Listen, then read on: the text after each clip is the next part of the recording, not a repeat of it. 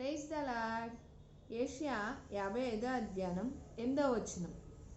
నా తలంపులు మీ తలంపులు వంటివి కావు, మీ త్రోవలు నా త్రోవలు వంటివి కావు. ఇదే యెహోవా వాక్కు. అంటే దేవుడే స్వయంగా అండి, నీ తలంపులు నా తలంపులు వేరు, నీ ఆలోచనలు, తలంపులు అంటే ఆలోచనలు అండి.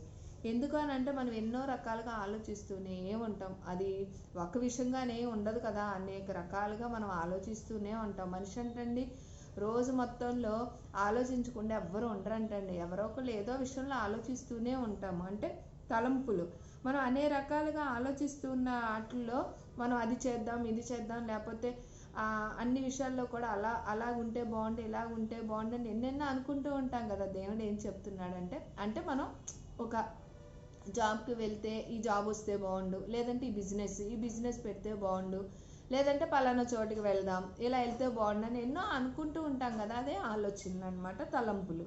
అంటే దేవుడు ఏం చెప్తున్నాడంటే, మీరు ఆలోచించే విధానము మీ కాదు, నేను చేసే ఆలోచన విధానం మీకు బహుశ్రేష్టమైనది అని చెప్తున్నాడండి. ఎందుకనంటే ఆయన తలంపులు చాలా గొప్పవి. మనం ఆలోచిస్తే కొన్ని విషయాల్లో అది మనం ముందుకు వెళ్ళే సమయాల్లో సక్సెస్ అవ్వచ్చు, అవ్వకపోవచ్చు. కానీ దేవుడిచ్చే ఆలోచన ఉంటుంది చూసారా, అది ఎప్పటికీ కూడా అన్ని విషయాల్లో కూడా మనల్ని నూరంతలు ఫలింపు చేసే ఆలోచనలు మనకి దేవుడు ఇస్తాడనమాట.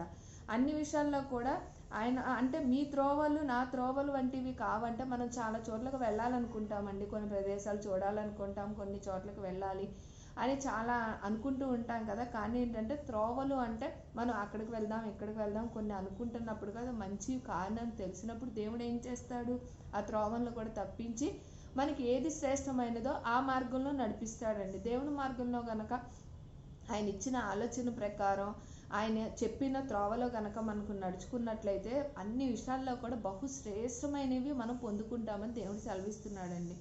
అందుకే ఏ విషయాల్లో కూడా జాబ్ చేసినా, ఉద్యోగం చేసినా, అదే వ్యాపారం చేసినా, లేదంటే ఎక్కడికన్నా వెళ్ళాలనుకున్నా, లేదంటే బయటికి వెళ్ళి ఎవరితో మాట్లాడాలనుకున్నా, కొన్ని విషయాల్లో కూడా మనం బయటికి వెళ్ళి మనం చర్చించాల్సిన సమయాల్లో కూడా మన ఆలోచన ప్రకారం మాట్లాడేమనుకోండి, అక్కడ ఏదో రూపంగా అది మంచిగా ఉండొచ్చు, ఉండకపోవచ్చు. దేవుడిచ్చే ఆలోచనలు ఉంటాయి చూసారండి, ఆయన ఆలోచన చొప్పున నడుచుకుంటూ ఆయన ఇచ్చే అంటే తలంపులు ఆయన ఇచ్చే మన విధానాన్ని బట్టి కనుక ముందుకు వెళ్తుంటే అన్ని విషయాల్లో కూడా దేవుడు అద్భుత రీతిలో మనం ఆశీర్వదించాలని కోరుకుంటున్నాడు. కాబట్టే నువ్వు ఏది ఆలోచించినప్పుడు కంటే నీ ఆలోచన కాదు, నా ఆలోచన అక్కడ నేను సఫలీకృతం చేస్తాను, నీవు వెళ్ళే త్రోవ కాదు నేను నడిపించే త్రోవలో కనుక నువ్వు వెళ్ళినట్లయితే 100% అండి. అంటే దేవుడు అన్నీ కూడా చాలా చక్కగా నిర్మించుకున్నాడు. అంటే ఏంటి, ఆదికాండం 1వ అధ్యాయంలో ఆయన అన్ని సృష్టికర్త యావత్తు ఆయనే కదండి సృజించుకుంది. ఎక్కడన్నా లోపం ఉందంటారా?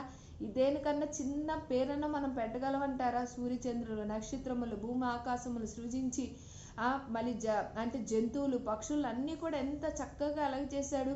కొన్ని పక్షులకి సముద్రంలో చేపలకి రంగులు చూస్తే మనకు ఒక్కోసారి భలే అనిపిస్తుందండి, అబ్బా ఎంత చక్కటి రంగులు, ఏదో పెయింట్ వేసినట్టు ఉంటాయి వాటికి. కానీ ఎవరేసారండి?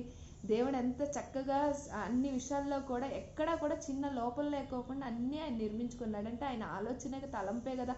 ఆయనకు చక్కగా అటువంటి తలంపుల్లో ఈ సృష్టి ఎంత అందంగా ఉన్నప్పుడు మనం ఆయన బిడ్డలో మనల్ని ఇంకెంత అందంగా మన జీవితంలో జీవించాలి, ఆనందంగా ఉండాలని ఆశపడుతున్నాడు. కాబట్టి మీ తలంపులు నా తలంపులుగా ఉండవు, మీ త్రోవలు నా త్రోవలుగా ఉండవు. నా తలంపుల్లో మీరు జీవించినట్లయితే, అంటే విని నడుచుకున్నట్లయితే అన్ని విషయాల్లో కూడా దేవుడు మనల్ని ఆశీర్వదించాలని ఆశపడుతున్నాడండి. ప్రతి ఒక్కరం కూడా దేవుడిచ్చే వాక్కుగా మనం అంగీకరించినట్లయితే దేవుడు మనల్ని అందరినీ కూడా ఆయన త్రోవలో నడిచేవారముగా, ఆయన తలంపుల ఆలోచన విధానంగా మనం జీవించేవారముగా ఉందుముగాక. ఆమెన్. God bless you.